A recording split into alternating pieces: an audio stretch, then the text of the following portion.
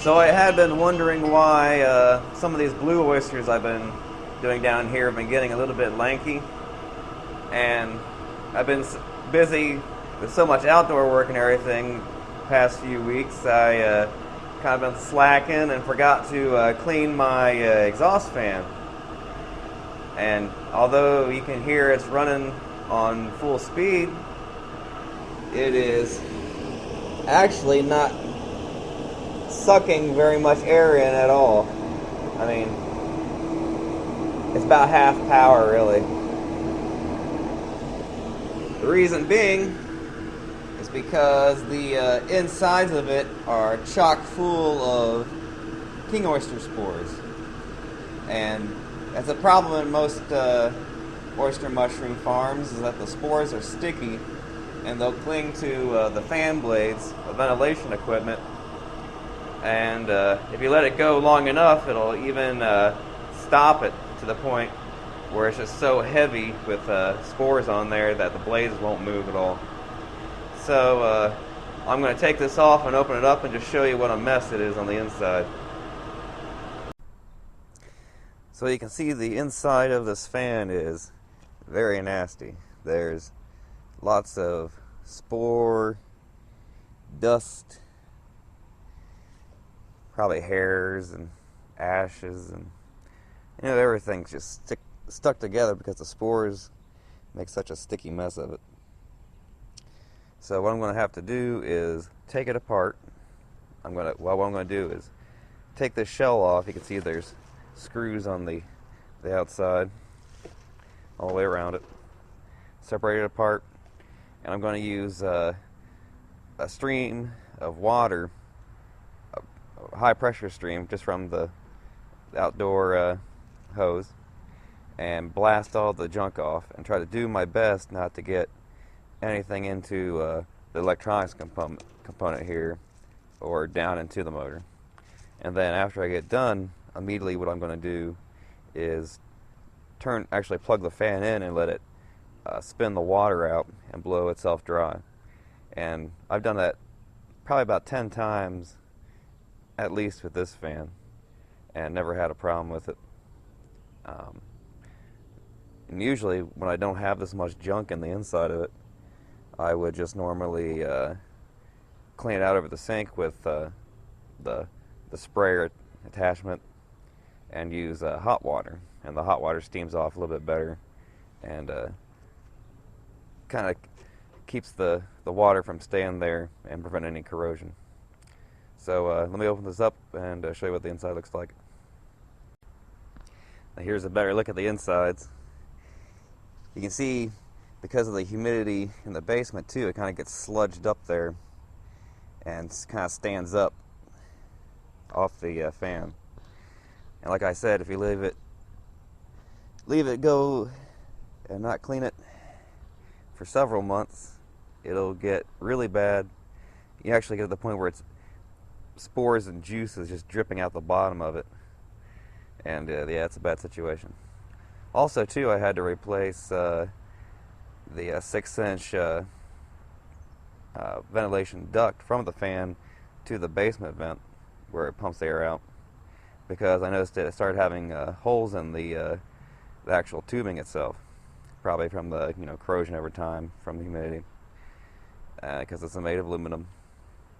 So I gotta go to Lowe's, get me another one of those. And I have a temporary smaller fan hooked up to just the vent hole in the basement right now, just to keep the air getting out there at least somewhat. But I gotta get this done today, so I get back to having a good fresh air exchange in the basement and no more problems. So now the fan's nice and clean after I let it spin out the water for about 20 minutes. You see here too, I put on the new 6-inch aluminum ventilation tubing, so that looks all good. Also over here, I've removed the hot pod and replaced it with another Hydro Farm 400 CFM fan. The reason being is I decided that the fan in the hot pod really wasn't strong enough to force the air well through the filter in my filter box. So I decided just to put one of these other fans on because it's reliable and strong. I also put a Variac, which is one of these controllers that you can control the fan speed with. This is an Active-Air brand, and I have it only on medium because I really can't push any air any harder through this filter because it just won't blow anymore. I can make the box bigger, which I might do in someday, but that's as much as I can push through it at once. And it's, of course, cleaning the air 24/7, so I'll probably have to end up replacing this filter at least once a month. But in the wintertime, I might still have the hot pod in line with this, so the air coming in is still heated a little bit. But I'm going to stick to using this fan for the main propulsion. I have to say, it does smell cleaner in here, and I have way more, probably about 5 times more air coming in than I did. So that's very good. See, here I got my bucket idea working good. Some blue oysters coming out the holes all around, and even some king oysters. You see them just starting. Now, one issue I'm thinking about these are going to have is these holes are still not big enough, and I'm afraid, especially with the king oysters, that they might grow too large of a mushroom and fall off. Because I've had that before with the straw logs, where a cluster didn't make enough of a stump and didn't have enough support, and the weight of it made it fall off. So I'm thinking I might still have to cut these holes out wider, possibly making them an inch wide, because these are half-inch holes. And then using like a kitchen trash bag liner to poke the same arrowhead holes in the 1-inch holes through the liner, and that way it doesn't let the cottonseed hulls dry out, because if you put an inch hole in there, they're going to be more prone to drying out. And the mushrooms will grow out and push out like they would. And they'll still have the same properties, though, hopefully, of not making a whole bunch of waste mushroom in between. And then you just toss the liner out, and it's not a whole lot of waste compared to the thick plastic for these. So this idea is looking good.